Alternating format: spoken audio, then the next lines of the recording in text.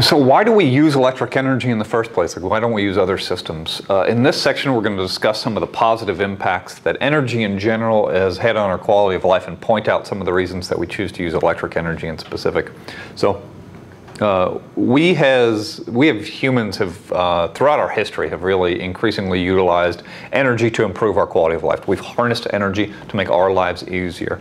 With the earliest energy sources that kind of were used by early humans was wood, right, and biofuels. What that meant is they collected wood and sticks and things like that, and they burnt them for space heating. Then after that, humans were able to harness animals. They would domesticate animals, and they would use the energy that those animals could output to do things like farm, and they would ride them, so transportation and farming. And then the final thing was there's a lot of energy stored in the movement of water. So they would harness water currents for transportation initially, and then also the development of sails to harness the kinetic energy of the wind. So it was kind of the energy of moving fluids was getting harnessed for transportation. So as these new sources of energy were either discovered, or maybe we would say they were exploited, that resulted in increasingly sophisticated technologies to be developed in kind. So we exploited these sources of energy, and that allowed us to make new technology, which is kind of an interesting relationship. For example, the discovery of charcoal briquettes, which is a kind of a densely stored form of biofuel energy or chemical energy, it allowed us to make these fires that are hot enough to produce process heat. Right? So process heat is a heat that allows us to create very intense temperatures, and we can use that for metallurgical purposes. And that allowed us to make metal tools and implements. And then once we were able to create these metal tools and implements, we could harvest more efficiently sources of energy. Say maybe now we make some sort of turbine or something that gets turned by a water current. And the reason we were able to make that is because we knew how to make things out of metal. The only reason we knew how to make things out of metal was because we harnessed process heat. So it's kind of this continuing cycle. And it turns out that every time we discover a new source of energy, we do tend to have an economic boom in the world. So that can be with wood or coal or natural gas, which is kind of happening right now, oil, which happened in the 50s. Anytime there's a new source of energy for us to exploit, the quality of life for the people who get to exploit that energy source really does improve. For an example, as of 2008, we used coal to produce 38,497 terawatt hours of electrical energy. This accounts for really only about 27% of the world's annual energy supply. So coal provides a big portion of it, but think about that, 38,497 terawatts, that's a huge number. Additionally, technologies are often refined to better utilize the available energy resources that we have. So for example, the earliest windmills were developed in 2000 BC, and they were really simple. They just used kinetic energy to turn a vertical shaft. This concept was refined by adding rotation around a horizontal axis, and then removable sails to adjust the available surface area, and windmills that rotated to optimally align with the wind patterns. Modern wind turbines are capable of producing more than 5 megawatt hours of electrical power, and are oftentimes collected in these big wind farms, right? You see those here in Indiana a lot. With each of these turbines capable of adjusting the pitch of the blade, the angle at which they face into the wind, the speed of rotation and such things. This wind turbine converting kinetic energy into electrical energy is just one example we have of energy transduction, the change in energy of one form into the other. And this is again a common relationship that we see is between transduction methods, the advent of technology, the advent of or the increase in productivity and wealth and happiness of peoples. In most of the world, energy use has become omnipresent, especially with electrical energy, which is often used for lighting, electronic devices, and communications, but other forms are pretty common too. For example, natural gas is often used for home heating and cooking. Petroleum is often used for transportation, sometimes for cooking, sometimes for the generation of electric energy. In fact, we see that there's a strong relationship between energy consumption, size of a population, and wealth of that population. And when we're looking at the energy consumption across a society or across a sector, really what we need to do is start looking at how do we aggregate this energy consumption across the different sources, such as the petroleum, such as the electrical energy, such as that natural gas. How do we aggregate all the energy usage across those different sources? And the unit that we use to use that is a common unit called the British thermal unit. So to introduce the British thermal unit, we just want to kind of do a little bit of an example here, indicated by this slide of BTU of equivalents provided by the EIA, which is the Energy Information Agency. It's an agency that kind of keeps track of energy usage in the United States.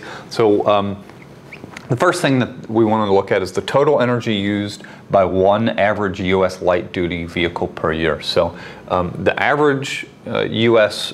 commuter, it seems, drives 11,493 miles in 1 year, and the average fleet vehicle out there, the average car, the average truck, gets 21.5 miles per gallon. So if you drive that distance at that fuel efficiency of your vehicle, it turns out that you're going to use 535 gallons of gasoline, and 1 BTU, the British thermal unit, or 1 gallon of gasoline, excuse me, has 124,000 BTUs of energy in it. So we would call that the gasoline to BTU equivalent. So that means if you drive 11,493 miles in a year and your car gets 21.5 miles per gallon, that means you're using, in equivalency, you're using 66 million BTU to drive around in a year. So let's compare that 66 million BTU that maybe your Toyota Tacoma uses to get you back and forth from work to the total electricity used by one average household. So this is total energy used in the house. So the total U.S. residential electricity usage in the United States in 2013 is 1,364 billion kilowatt hours. So aggregated, all the residential homes in the United States use, a little less than 1,500 billion kilowatt hours. Well, there's 114 million homes in the United States. So we divide 1,364 billion kilowatt hours by 114 million households. That gives us the energy consumption per household. And it turns out that 1 kilowatt hour is equal to 3,412 BTU. And what that results in, if we do that math, is that the average household, for all its energy usage, its home cooking, its lighting, its HVAC systems, use 41 million BTU. So comparative, now we can compare apples to apples, we see that the average person spends more energy to drive around than they do for everything that uses energy inside of their house. And usually more than one person lives in a house, right? So that's an interesting comparison. And it's through the use of this BTU number that we're allowed to, that enables us to directly compare. But that's not really a fair comparison, because that's how much energy that is used by the end user. What that doesn't take into account is how much energy had to go in the system to get that energy to the user. So what we're going to look at now is total primary energy used to provide the electricity used by one average U.S. household. So the total energy input to electricity production, so all the fuel sources that go into producing electrical energy in the United States, is 40.2 quadrillion BTU. A lot of times that would have been said 40.2 quad. It turns out that the the residential share of electricity is 37%. So 37% of the electricity that we generate in the United States goes to residential purposes. And then we divide that by 114 million households, and we see that the actual energy input into a home is 130 million BTU. So actually more than it takes to drive around. Today, the major energy sources that we utilize in modern times in the United States are petroleum, natural gas, coal, nuclear, and renewable energy sources. And this plot of primary energy consumption estimates by source shows us what we've used in the United States, kind of the mixture of sources from 1775 to 2011. And clearly it's changed a lot over time. So if you look at it, for example, you go back to 1775, there was only one fuel source that was even listed in 1775, and it's this brown line, it's wood. And if you look at it, wood actually was the predominant fuel source in the United States until you get here till about, between 1880 and 1887, let's say 1885. So wood was the primary fuel source up until this dot right here at about 1885. And then what happened? Well, coal came along, right? So from 1885 until 1950s, coal actually provided, that's going to be up until this point here, coal provided the majority of primary energy. So this is the wood era here. This is the coal era here. And what happened here in the mid-1950s? Petroleum. I'm not even going to write the word petroleum, but this is petroleum right here. It's this blue line. So petroleum took over, and natural gas at about the same time started ramping up quite a bit. We can see that from this graph, in the second half of the 20th century, natural gas saw large expansions, coal saw large expansions, nuclear became available in the second half of the 20th century, all these other fuel sources. And so this gives us a kind of a good picture of historically what is going on.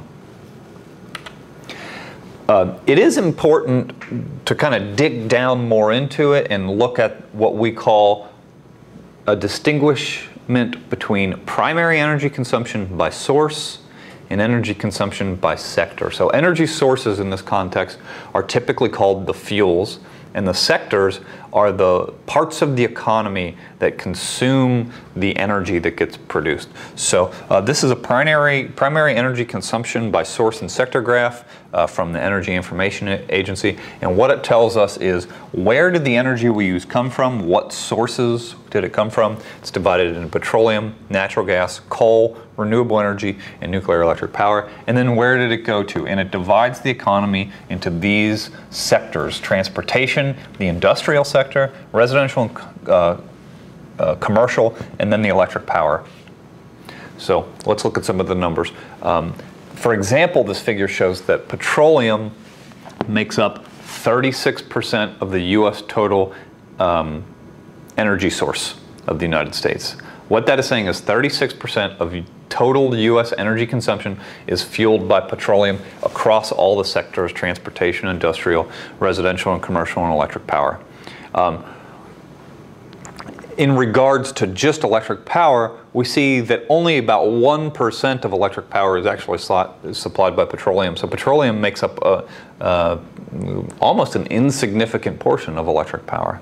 In contrast, if we look at this, 100% of nuclear energy gets used in electric power, which makes up for about 21% of the input mixtures into electric power.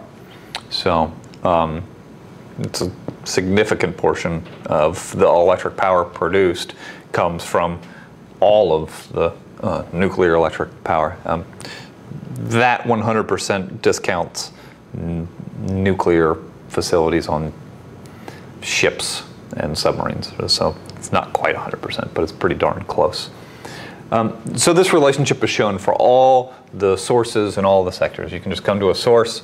Again, let's say natural gas. Natural gas makes up 24.9 quad. That's how much energy supplied. 24.9 quad. That's looks like it's about 26% of our total supply, which was 97.5 quad. Where'd that natural gas go? 3% of it went to transportation, 33% of it was burned directly in the industrial sector, 32% of it was piped out to consumers and in residential and the commercial setting, and then 31% of it was used to produce electric power. And then if we were to look at, well, what percentage does that 31% of natural gas make up in the total electric power produced? It's about 20. So, you think you can understand that now. U.S. growth in energy consumption over time can really be tied to real increases in our gross domestic product. And GDP, gross domestic product, is the sum of all the monetary value of the goods and services that we produce in the United States in a year. So this figure is plotting energy consumption per capita in the U.S. and GDP per capita in the U.S. from 1795 and 2010. And really what the point of this is to show that, at least in the United States, and actually this relationship holds worldwide, is that as we use more energy per capita, our GDP per capita goes up. The more energy that we can figure out how to utilize, the wealthier our nation has become, right? And this correlation has held pretty much constant from 1795, up until modern times, and not just in the United States. If we look economically and politically, the countries that are the most powerful, that are the most wealthy, are also the ones that have basically the highest energy per capita consumption. And it makes sense. We harness energy. It allows us to produce goods at a faster rate. It allows us to provide service at a faster rate. It allows us to travel more, all these things. So we can just produce more and benefit from the production of that wealth. So if we look at this, if we look at some specifics over this period, total energy consumption in the United States increased, and we're looking at the total energy consumption, which is listed at the scales on the right side of the graph. It increased from 87.7 times 10 to the 6 BTU down here in 1795, and it's up here at 316.2 times 10 to the 6 BTU per person, while per capita GDP increased from about $1,300 up to about 42. We're up to about 42. This red line caps out at about $42,000 per family, right? Or per person, excuse me. Though other factors certainly play a role in this. We can't begin to claim that energy consumption is the only reason that we've gotten wealthier. The wealth of countries worldwide does well correlate with the per capita energy usage.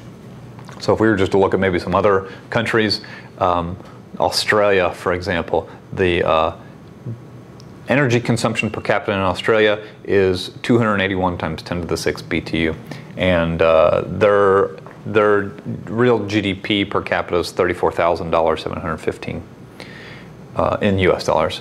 So close to the United States, right? A little bit less. If we were to look at maybe a country that represents less successful of a society, Zimbabwe, they have a real GDP per person of $384. And they use considerably less energy, 20.7 times 10 to the 6 BTU. So that relationship kind of continues there.